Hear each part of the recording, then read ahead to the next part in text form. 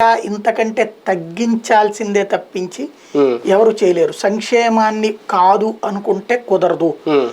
అసలు చెయ్యకుండా ఉండటం అనేటువంటిది ఒక ఆస్పెక్ట్. అది ధైర్యంగా ఏమయ్యా దీంతో మీరు అందరు నాశనం అయిపోతారు, మీరు అందరికి ఫ్రీగా ఇచ్చేయడం వల్ల మీరు పని చేయడం మానేస్తారు, పని చేయడం మానేస్తే పని తగ్గదు, పని జరగకపోతే గనక వ్యవస్థ నడవదు కాబట్టి ఇబ్బంది పడిపోతారు. కాబట్టి మీకు అందరికి వాళ్ళే చెప్పినటువంటి వాళ్ళ భాషలోనే చెప్పాలంటే మీకు అందరికి చేపలు ఇవ్వడం కాదు, చేపలు పట్టుకోవడానికి వలస్తాను, ఆ వలట్టేయాలో నేర్పుతాను, ఆ నేర్పేటువంటి మాస్టర్ గా నేనవుతాను, మీరు వెళ్ళి బతకాలి, అది బ్రతికించే బాధ్యత నేను తీసుకుంటాను అని చెప్పే రాజకీయాల్లోకి వెళ్ళే దమ్ము ధైర్యం ఎవరికి లేదు.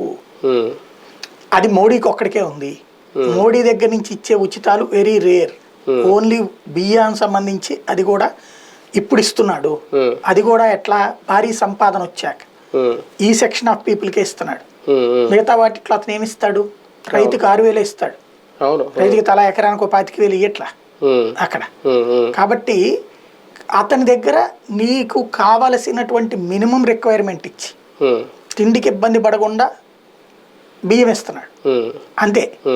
మిగతాది నువ్వు కష్టపడు, సంపాదించుకో, అంతేగాని నువ్వు శాంతం కూర్చో